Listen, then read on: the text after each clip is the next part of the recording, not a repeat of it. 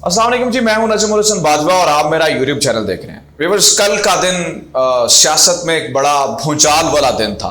कल बहुत बड़ी बड़ी हैपनिंग्स हुई। अच्छा, ये तो ये था कि हर एक चीज़ पे मैं आपको 15-20 मिनट की वीडियो बना के बताता कि कल असल में हुआ क्या है। लेकिन चूंकि इतनी तेज़ी से चीज़ें हो रही हैं तो मैंने ये चाहा कि मैं जल्द अज जल्द आपको कल जो भी हुआ है उसके बारे में एक मालूमाती वीडियो बना दूं ताकि आपको पता चल जाए कि असल में पाकिस्तान में गेम प्लान चल क्या रहा है।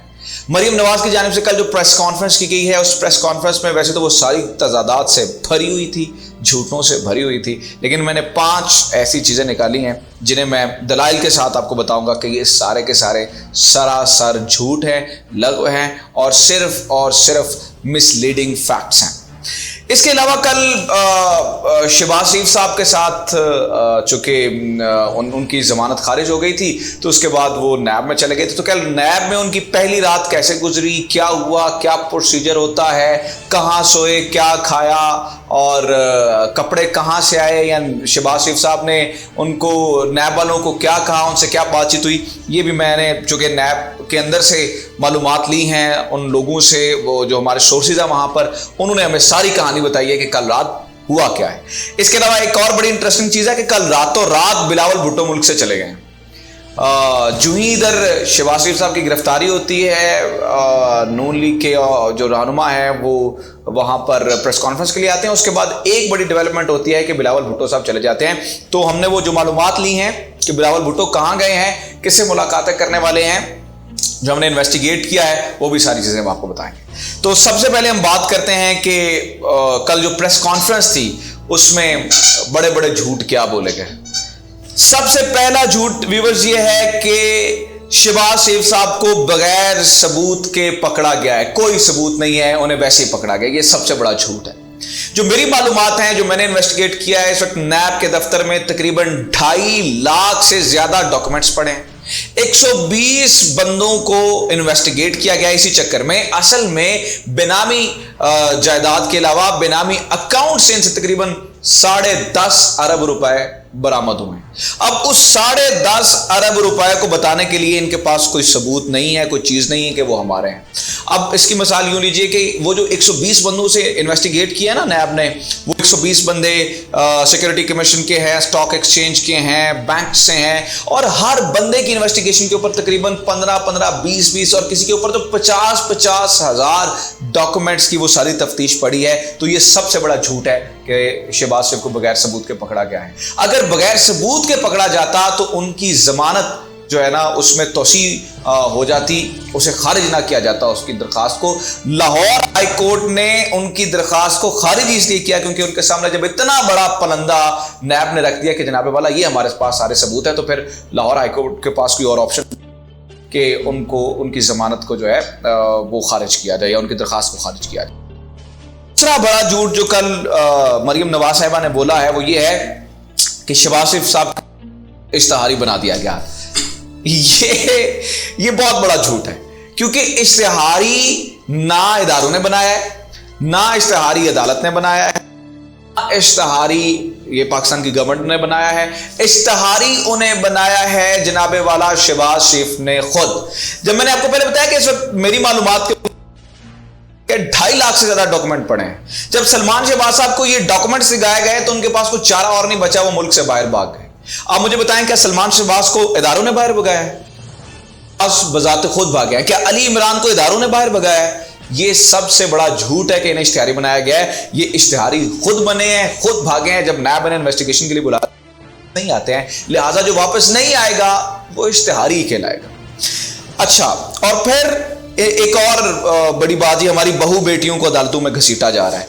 जब बहू बेटियों के नाम पे टीटीज आती हैं तब ये तो आपको ख्याल करना चाहिए। अच्छा, ये वो मैं सारी चीजें बता रहा हूँ जो मतलब मैंने कुछ डॉक्यूमेंट्स देखे हैं, उनके ऊपर नजर आ रहा है कि यार टीटीज अगर आपने अपनी बेटी के नाम मंगवाई हैं, टीटी से मुराद होता है, व्यूअर्स आप याद रखिएगा, जब कोई बड़ी ट्रांजैक्शन करनी हो एक मुल्क से दूसरे मुल्क तो वो एक खास बैंकिंग टर्म है टीटी। इसके ऊपर फिर मैं किस दिन तफसीलन बताऊंगा कि ये टीटी कैसे होती है, इसे किस तरह से गलत तरीके से लोग इस्तेमाल करते हैं।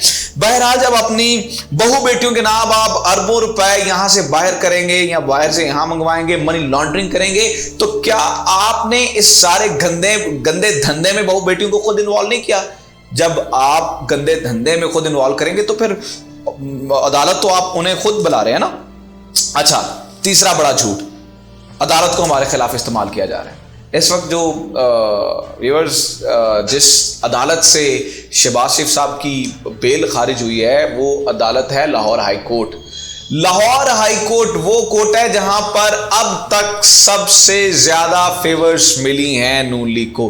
पिछले दिनों में तो ट्रेंड भी चल रहा था कि अगर कोई भी चीज मतलब इस खानदान के ऊपर से उठवाना है कोई भी इल्जाम तो आप उसे लाहौर हाई कोर्ट में ले आए। लेकिन आप देखें इसी अदालत को, इसी लाहौर हाई कोर्ट को ये खानदान बजाते खुद मुतनाज़िम बना रहा है और अजीब बातें करते हैं। तो इनके खिलाफ एक पूरी लिस्ट है, इनकी पूरी की पूरी प्रेस कॉन्फ्रेंस जो है वो तजादात से भरी पड़ी है। मैंने तो ये लिस्ट निकाली है, अगर मैं इसके ऊपर पूरी बात करूं तो शायद ये 20-25 मिनट इनके तजादात बयान करते हुए यहां पे निकल जाए। बहरहाल अदालतों को हमारे खिलाफ इस्तेमाल किया गया, ये एक बड़ी मुतनाज़ी चीज़ है। इन्होंने बजाते खुद उस, अगर तो ये कह रहे हैं ना कि इमरान खान ने हमें फंसाया है, तो इस पूरी साजिश में ये अदालत को शामिल कर रहे हैं और इसके ऊपर तौहीन अदालत की कार्रवाई होनी चाहिए। चौथा बड़ा झूठ, मुतनाज़े बयान, या इसे एक अजीब बात कर लें जी, आसिम बाजवा साहब के खिलाफ कार्रवाई नहीं हुई और ये इन्हें शहबाज शरीफ साहब को उठा लिया गया। अब देखें, आसिम बाजवा साहब के खिलाफ कार्रवाई नहीं हुई, आप समझते हैं वो गिल्टी हैं? अगर तो आप समझते हैं कि नहीं उन्होंने देखें जुर्म किया है तो सबसे बड़ा आसान हल है, आप कोर्ट में जाएं। जैसे पनामा के मामले में कोर्ट में गए थे, कोर्ट में बाद में सारा दूध का दूध और पानी का पानी हो गया था, लेकिन ये कोर्ट में नहीं जाएंगे।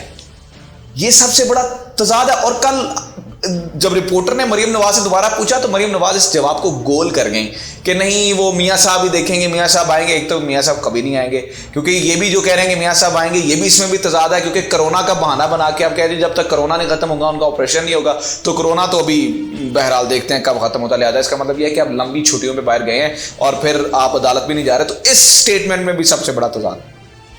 अच्छा, पांचवा बड़ा झूठ, किलगित बल्तिस्तान में इलेक्शन कोरोना का बहाना बनाकर डिले किए गए।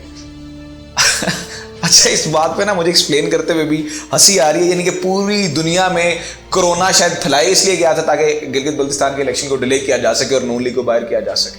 आपने कल बजाते खुद ये कहा कि हम जीते या हारे, आप पहले ही हार के बैठे हुए हैं। तो ये सिर्फ और सिर्फ एक बोगस जस्टिफिकेशन है और कुछ नहीं है।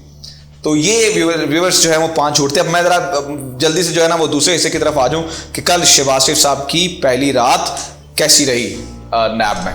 तो जो हमें लोगों ने बताया वहाँ पर नैब से, जो हमारे लोग वहाँ पे मौजूद थे और जिनसे हमने डायरेक्ट मालूमात ली हैं, तो हुआ ये है कि चूँकि कल जब ये इन्हें कमरा अदालत से लेके गए हैं तो पहले तो शहबाज शरीफ साहब थोड़ा सा घबराए हुए थे।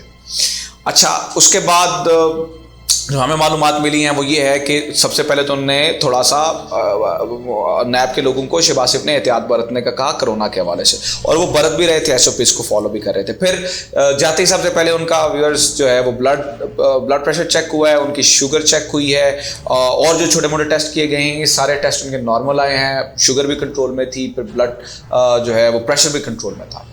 तो ये 8 बाय 10 का एक कमरा होता है, जैसे आम आपने हवालात अगर देखी हो कभी थाने में, तो उसी तरह से इनका अपना अंदर एक हवालात होती है, उसमें रखा गया है। ज़्यादा बड़ा कमरा नहीं होता, छोटा कमरा होता है। वहाँ पे शहबाज शरीफ के कपड़े, और जो सुबह सुबह मेरी बात हुई वहाँ पे तो पता चला जी शहबाज शरीफ साहब रात को सही तरीके से सो नहीं सके हैं, डिस्टर्ब रहे हैं। डेफिनेटली पहली रात जेल में जो है वो थोड़ी मुश्किल ही होती है। तो ये उसके बाद फिर अब उन्हें सुबह नैब से लेके आए अदालत में, फिर वहाँ पे उनका 14 दिन का जिस्मानी रिमांड दे दिया गया है। अब 14 दिन का जिस्मानी रिमांड से ये मुराद नहीं होता, ये भी आप देखिएगा कि एक होता है जुडिशल रिमांड, एक होता है जिस्मानी रिमांड। जिस्मानी रिमांड से कोई कुट फंड कोई मसला नहीं होता, इसमें सिर्फ इन्वेस्टिगेट ही जो है वो नैब करेगा, ठीक है। और आखिरी में फटाफट से आपको बता दूं कि इस सारे एपिसोड के बाद बिलावल भुट्टो रातों रात मुल्क से बाहर क्यों चले गए। जब इन्हें पता चला जी अपोजिशन लीडर को जो है वो गिरफ्तार कर लिया गया है, यहां से बिलावल भुट्टो साहब एक MNA हैं मोहम्मद बख्श मेहर। मोहम्मद बख्श मेहर और बिलावल भुट्टो साहब कल यहां से दुबई गए हैं। आके जो हमारे सोर्सेज बता रहे हैं वो दुबई नहीं रुकेंगे, वो लंदन जाएंगे। लंदन में कुछ अहम मुलाकातें वहाँ पे तय हैं। ये एक तो जब भी पाकिस्तान के खिलाफ कुछ होना होता है ना, तो ये लंदन को जो है ना एक बड़ी मरकजी हैसियत हासिल है। तो यहाँ पे अहम मुलाकातें होंगी। लंदन में मियाँ साहब भी मौजूद हैं, तो ये कहा जा रहा है कि शायद वहाँ पे मियाँ साहब से भी इनकी मुलाकात हो और आगे का ये लाहे अमल तय करें। बहरहाल this is it from today's episode. मैंने इसमें कोशिश की कि थोड़े टाइम में आपको ज़्यादा से ज़्यादा मालूमात दे सकूँ। आपको ये एपिसोड कैसा लगा आप ज़रूर बताएं, नीचे कमेंट्स में ज़रूर बताया करें, अपना फीडबैक ज़रूर दिया करें। और अगर आप मुनासिब समझते हैं और इस तरह की वीडियोज़ मज़ीद देखना चाहते हैं तो मेरे चैनल को ज़रूर सब्सक्राइब करें। Thank you.